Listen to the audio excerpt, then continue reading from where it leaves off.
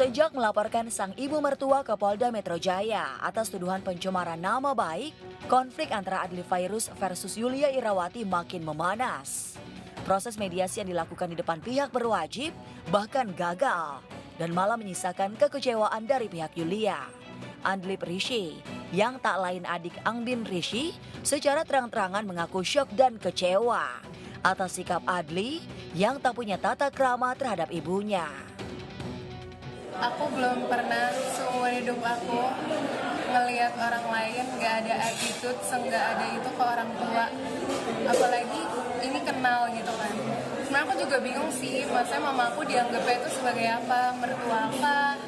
Pas pertama kali dia ngomong, itu kayak langsung kakinya naik satu. Terus itu aku jujur aku kaget banget kayak, oh my god, kenapa kayak gini gitu. Attitude-nya itu buruk banget.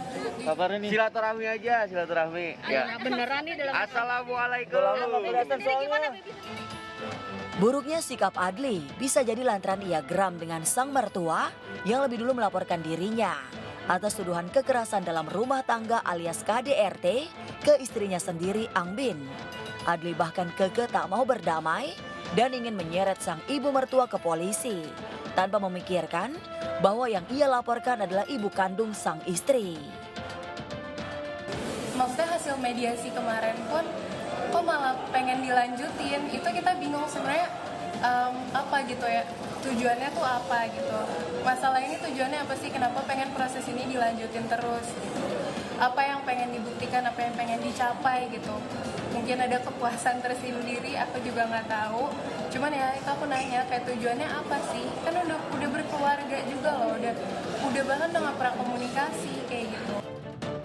Tudingan Yulia soal Adly KDRT nampaknya memang harus dibuktikan. Pasalnya, dalam channel YouTube The Hermansyah beberapa waktu lalu, boro-boro merasakan kekerasan. Angbin justru mengaku Adly adalah pria sempurna yang selalu bisa melengkapi hidupnya. Angbin juga merasa ketergantungan dengan Adly. Gitu ya, dia tuh bisa menutupi segala sedih, kecewa atau apapun yang aku rasain tuh sama dia tuh hidupku jadi jauh lebih baik. Ini uniknya dia tuh menyelesaikan seluruh masalah hidup aku gitu. Jadi kayak wah, lu bener-bener nih datang ke hidup gue terus semuanya tuh jadi kayak lebih. kamu jadi ketergantungan banget sama Bener. Adly. 100%.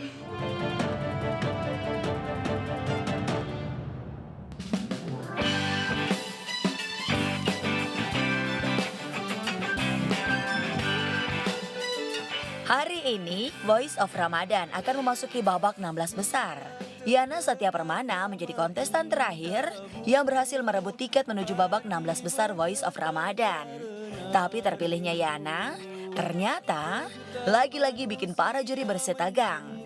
Menurut juri, keempat kontestan yang tampil di episode 15, Yana Satya Permana dari Karawang, Hafiz Haikal Fikri dari Jakarta, Risma Yulianti asal Purworejo, dan Konita Solihat dari Bogor.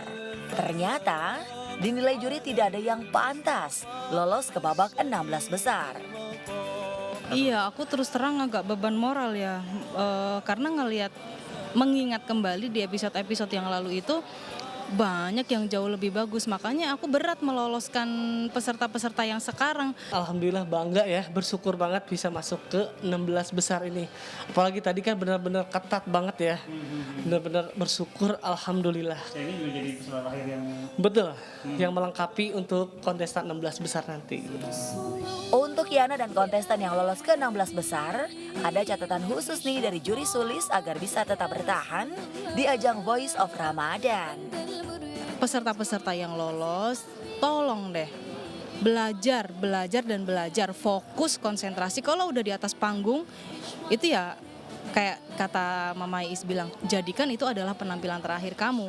Karena ini kompetisi. Yang hobi nyanyi sholawat, yang hobi nyanyi lagu religi, ini satu-satunya wadah buat kalian. Makanya harus dimanfaatkan sebaik-baiknya.